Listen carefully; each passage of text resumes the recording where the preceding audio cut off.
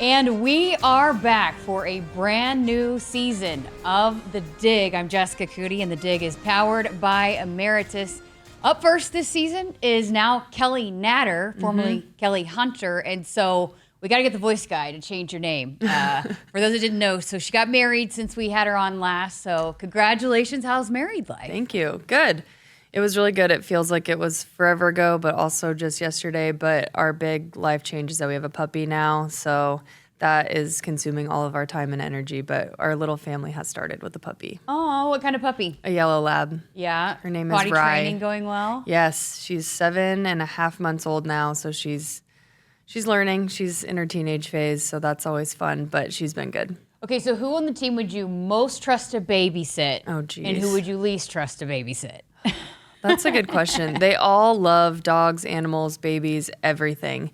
But a couple of them have actually come over to my house to see the dogs. So Lainey came over a long time ago when she was a little puppy, and then Bergen stopped by this last weekend to come see her. So I guess I would trust those two the most. But the least, I don't know. I can't pick one. They all just love little babies and animals and things. I love it. I love it. Well, hey, big Saturday coming up here this weekend, and not just for the team that's going to be taking on the alumni, but you've also assembled basically the alumni team. You're going to be setting for the alumni team.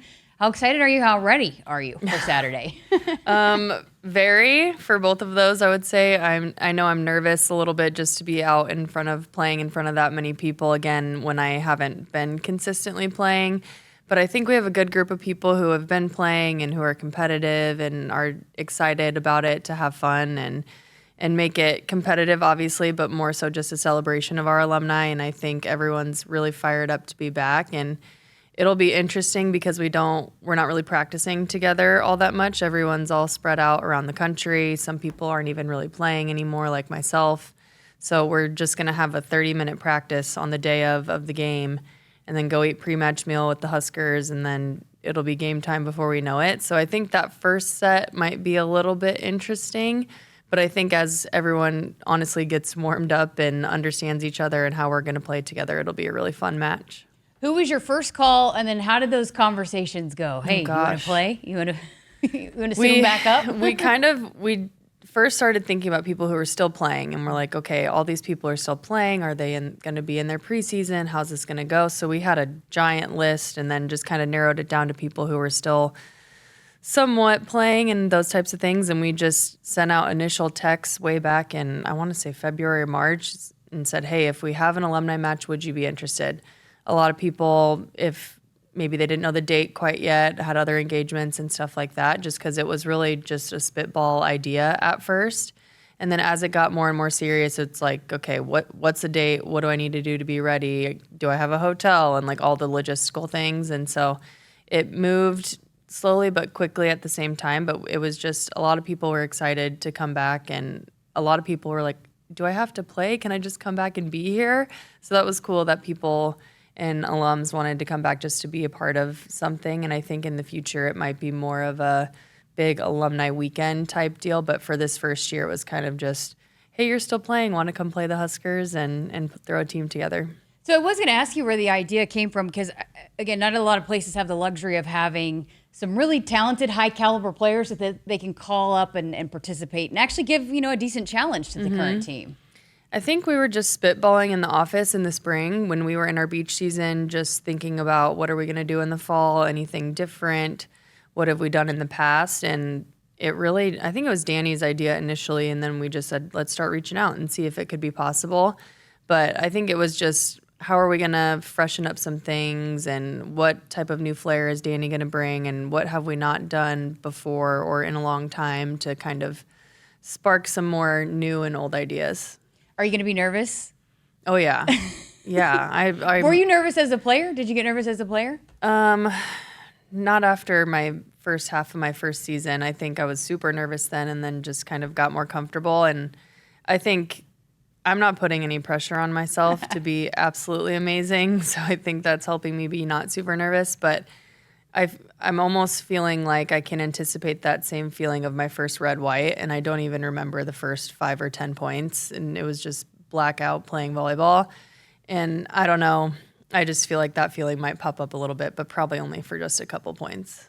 You guys are all competitors, want to win, used to winning. I mean, and how much are you going into this? Hey, we want to give a good challenge to this team. And I know it's the first really full-on run-through before you have your first match of the season with a lot of young players here. So what's the mindset of the team going into it, wanting to give a good challenge to this group? Yeah, we haven't all really gotten together yet to talk about it. People are kind of slowly trickling into town, but I think a bunch of girls, like Lindsay Krause is texting me, when can I come in and get reps? And I went with Kenzie Maloney and served some balls at her, and then just are asking about opportunities to do all that stuff. So I feel like everyone is wanting to be their best and be super competitive. But I think once we're all together, we're going to be, all right, are we winning this thing or what? So that'll be fun.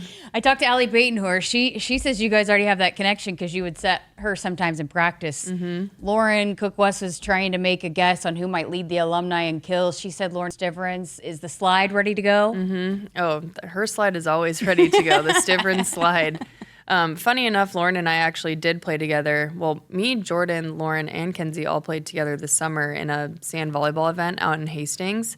So maybe we were just working on our team chemistry then. But yeah, I've played with Lauren, obviously. I've set Jordan a bunch just trying to get her ready for the Olympics the last couple years. And a lot of players I haven't. Oh, I guess I've set Lindsay and Allie too, just randomly in practice. So there's not really anyone I haven't set before except for maybe Gina Mancuso. So that'll be interesting. But I think the group of alumni is very creative in their attacking. It's not always just hit the ball as hard as you can. So I think it really can go to anyone. And depending on how good the Huskers defense is picking up junk, I think that'll be a big part of the game.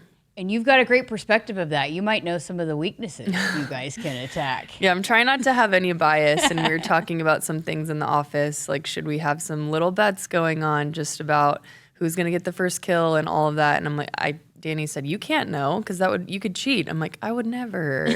So it's all super fun and super light, and just the kind of jokes and banter that's coming out of it has been really fun. It's just such a neat event. I can't wait to see it all and see you back in action too. But how important is this night, though, for this current team to go through kind of a dress rehearsal, if you will, of what a game day is going to be like?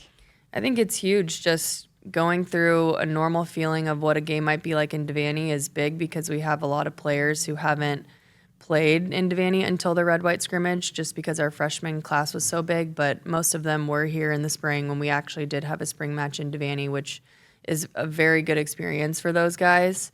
Normally, we don't have that all spring long or even all preseason long until the red-white. So for them to already have that initial nerve, kind of get that out of their system in the red-white, and now, okay, it's a real game, I think it'll feel very competitive, very much like our first match. And although that's not in Devaney, I think it'll be a really good preparing experience for all of them.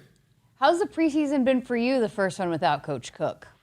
It's been different, but I did the press conference yesterday, and this is how I always answer this question. It's been very similar and very different. I think a lot of the core values, whether it's passing and defense and blocking and all the teammateship and leadership, a lot of that is very similar between John and Dani. I think the way they run practices are, again, similar but very different, whereas Dani likes to play and get into live a lot quicker and play live volleyball for a bigger chunk of the practice, but there's still that same training time that John really loved, where we're breaking things down and we're doing things for time and really working on our skills. So it's been equally as different as it has been the same, but it's been fun, and Dani was my coach when I played, and we've known each other a really long time, and her and Jalen have known each other a really long time, and Brennan has fit right in just great, and obviously Lindsay is still here, and so it's been very consistent, and I think Dani has had to go through probably the biggest change of anyone, obviously, and I think at first we were trying to feel each other out and do exactly what she wanted, and she was wanting our opinion at the same time. And I think we found that groove, and it's a really collaborative environment. And the preseason has been so fun because our girls are so competitive, and we keep track of who wins drills, and they're every drill, even if it's just a warm up fun game. Is that a point on the board? So it's been very, very competitive, and it's really elevated the level of our play. I know Dani's given you guys as staff a lot of credit for helping her with the transition, but being that, it is different, and you did have a different perspective of her being a coach and playing with her, playing underneath her. What perspective did you have of when she took it over that, okay, this is going to work and she's going to be able to lead this program and continue to grow this program? The biggest thing about Dani, and I've always admired this about her, is she's very authentic and very herself, and she is a straight shooter. So if she's thinking something, she's going to say it. You don't have to guess with her, and she wants us to do the same thing in return. And I think it's a very healthy relationship, and just that transparency and honesty, she is the same way with our team. There's no questions of, what does she think about me or anything like that. It's just very, here's what you are good at, here's how we can improve, here's what your role might be. And I think that authenticness is it makes you really gravitate towards her, and you're not wondering, and it doesn't feel like the head coach is up here and everyone else is down below. It's all very collaborative, and I think she even said that quote once, that if you walked into our gym, you wouldn't know who the head coach is, because she wants everyone to have a really big role and a lot of say, and she wants the same for our players too. And I think that's the biggest thing, is that she wants our team to be truly player-led, and they're really stepping up into those roles. It's really fun to watch. Oh, that's cool. Since you've been here, have you had a more competitive preseason trying to figure out all the different position battles? I don't think so. Our team is larger than it ever has been.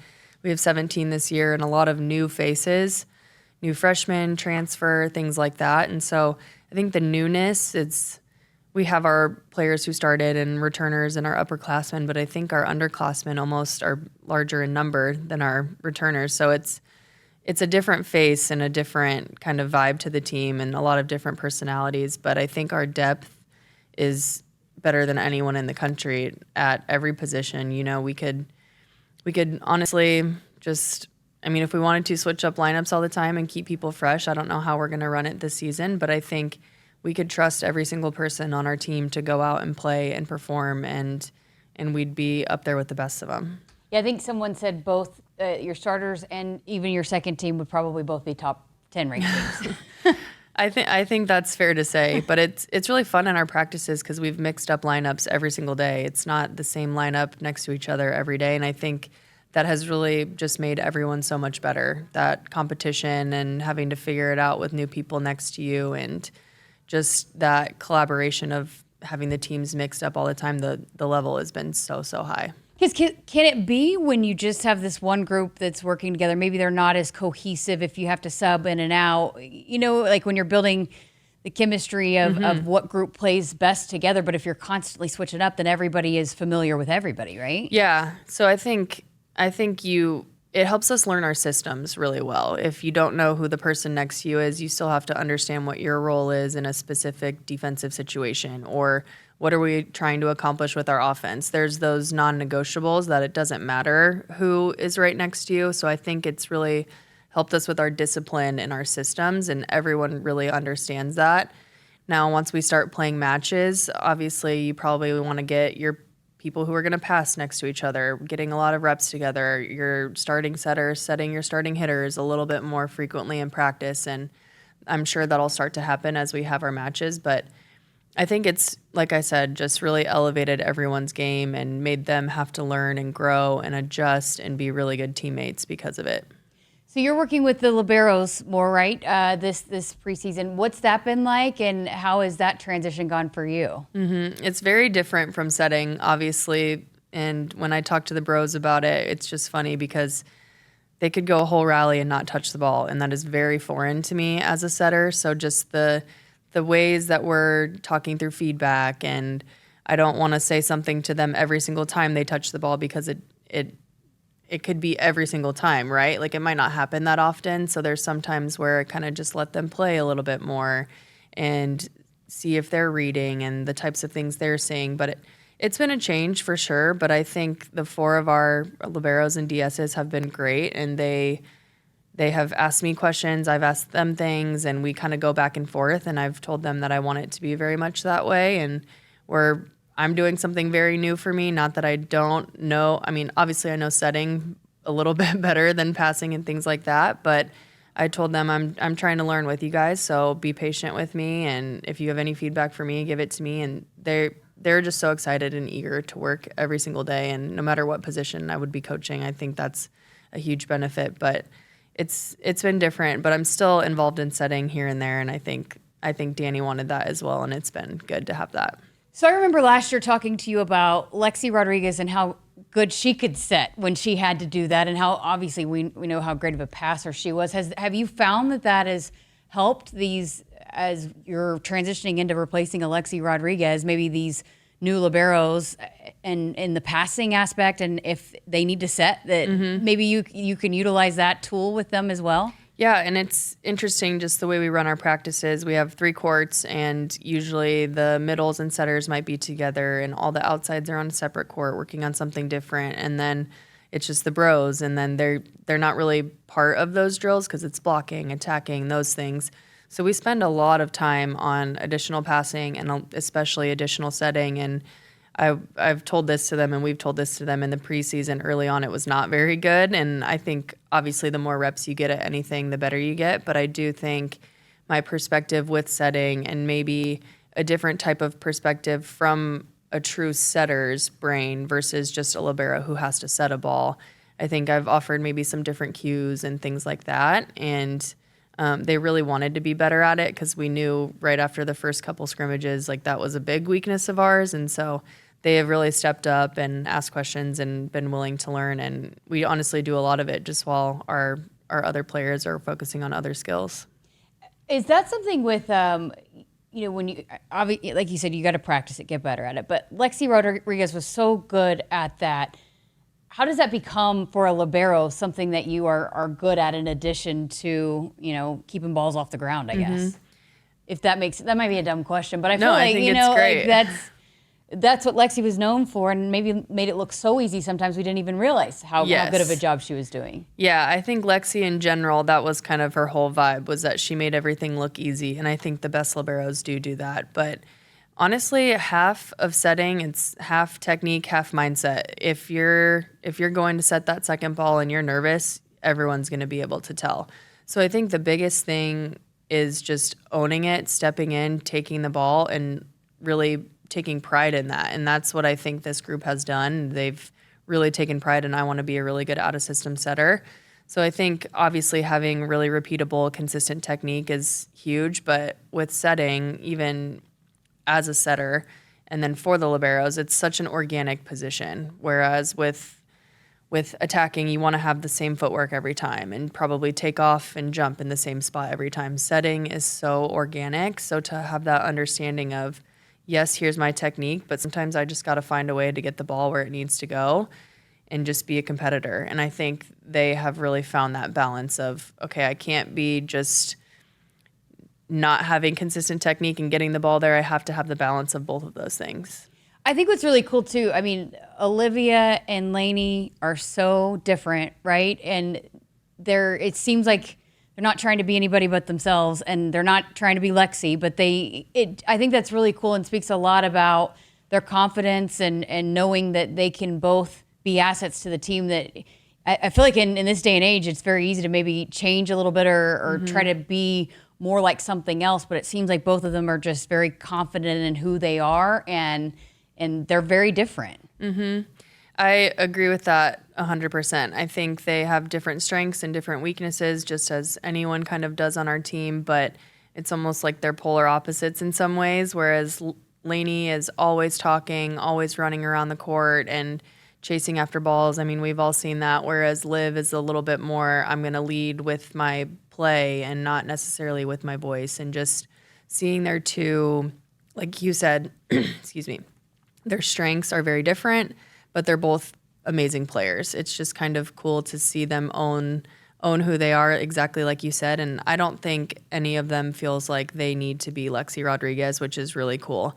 After having a 4-year starter, 4-year All-American, that can be really easy to let your mind go there. And I don't think they let their minds go there. I think they respect what Lexi did, and they are confident in themselves and not trying to compare to her. How have you seen just some other players stepping up into some leadership roles with Merritt and Lexi gone, and the door open for somebody else to step into those shoes? Yeah, so we voted for a captain for the summer, and I'm sure everyone knows this already, but it was Bergen, and that was voted on by the team, and it was just a summer captain, so we haven't gone over fall captains or anything like that yet, but Bergen has definitely stepped up as kind of, I feel like every team has kind of a team mom that's like making sure we're all where we need to be, no one's late, and here's when we're having this meeting, and she's really stepped up in that way. I think she's also tried to be more of a vocal leader, whereas last year it was Merritt and Lexi talking primarily in huddles. But I think it's always great when your setter can kind of be that consistent person for you. They're out there the whole time and they never leave the court. So I've seen her try to step up with her voice a lot, and when she talks, people listen, which is really cool. But other than that, there's been a lot of strides from, I would say, Rebecca. She has worked really hard on her relationships with her teammates, and just she works super hard in the weight room and super hard in the summer and with camps and all of those things. She's really stepped up, and I would say just our whole junior class, Harper, Andy, and Lainey have all become a lot more vocal and just trying to hold the standard of how they want our team to play. And I think that's that player-led aspect that we talked about. We've seen a lot of people being able to speak up in different situations because they are trying to be truly player-led. And I've seen, honestly, a ton of people step up, but those are the few that kind of stand out right at the start. So I know Dani's been asked a lot about this, just trying to figure out who's going to win what battle, but specifically at that Libero spot, what will separate someone to be able to be named that, at least for the opening weekend? I think just overall consistency, right? I mean, like we talked about, everyone's got their different strengths, but can you be really consistent in those over a long period of time, not just a couple plays here and there? You need your libero to be pretty rock solid, and you can always count on them. But I think in any team, in any position, it's just those intangibles. What do you bring to the people around you, especially for a libero, because they're not scoring the points with blocks and kills, and they can get aces and help facilitate those other things, but they don't have the ability to affect a match the same way other positions do. So what are their intangibles, and how does that affect the team and fit in with the team? And I think those things are really big, especially for the libero position. Okay, so Saturday, how are you going to be evaluating that and setting? Are you going to have to go back and watch the film? Yeah, I will definitely go back and watch. I mean, it'll be easy to tell kind of in the match and notice things. And I've even found myself when there are some drills where I'm setting, I get a little bit more fired up about some of the mistakes when I'm on the court versus when I'm kind of just watching, because when you're watching from the outside looking in, it's so easy to see what's going to happen. When you're on the court, it's a little bit harder as a player. So when I'm playing and then I can see those things happen, I almost feel like I'm in it with them. And so it's funny, but we'll see. I think it'll be a really fun and competitive match, but I'm going to have to go back and watch it for sure to really notice all the technical stuff. So what will you be looking for then when you turn that film back on? That's a good question.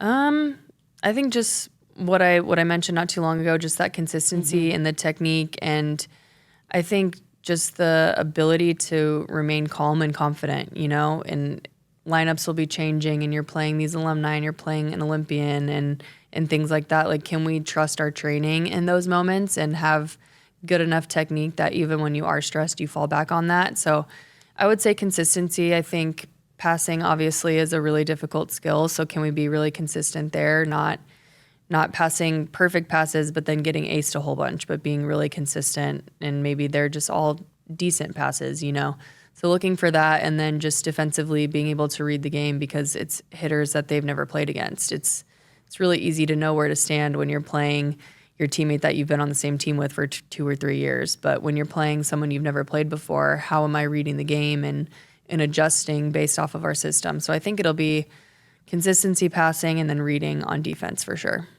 You don't have to tell me this, but do you guys have a plan yet on who will be the starting libero on Saturday night? Or, I mean, I know both will play a huge role, but. Yeah, we don't really have a plan for starting lineup at all yet. And I think will both of them be able to be maybe utilized, or do you have a plan for that? Yes, definitely. Everyone's going to play. It'll just be a little bit more consistent. I mean, in the red-white scrimmage, it was consistent set by set. But I think we'll start to think about some things we might see in the future, like who will pass next to who and things like that. But every person on our team is gonna get a shot. It's not gonna be anyone really sitting out or someone playing all 3 sets. It'll be a lot more mixed. And then I think leading into tomorrow, we'll probably have those conversations, and then early next week for sure have a lot of those conversations ahead of our first match. I don't envy you guys. I keep saying that. That's a lot of talent in that gym that you got to figure out how you're going to go about utilizing all of it. Yes. It will be really fun and really interesting to talk through. You got your pregame speech ready for your team? Oh, I don't know. I feel like everyone keeps looking to me because I organized it and all of that, but I'm like, I work at Nebraska, so I had to be the one to organize it, right? No, but we have a couple coaches coming back, Val Novak and Renee Saunders, and hopefully they can handle all of that stuff. But I don't know how serious it's going to be in the pregame and in the practice and all of that. So you didn't get like a pregame motivational video all edited and cut together? Maybe I'll just play something from Miracle.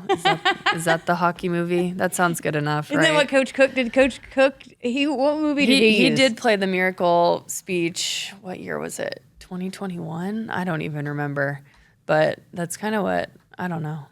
We'll see. Maybe we'll throw something up there. We watched some funny scenes last night at Danny's for dinner, but I think I'll have to find some motivating ones for the team. Well, can't wait. Best of luck to you as a player and coach and all of the above, but I can't wait to see you guys in action. And thanks for being the first one of the season here on The Dig. I always love coming on The Dig, and I'm going to start stretching now for Saturday. And we had a full bag of high chews here waiting for you. Thank you for the high chews. It's my favorite part. Thank you again for being here. Yep. Kelly Natter here with us on The Dig. As always, The Dig is powered by Emeritus. It's proud to power this podcast and all of Husker women's sports.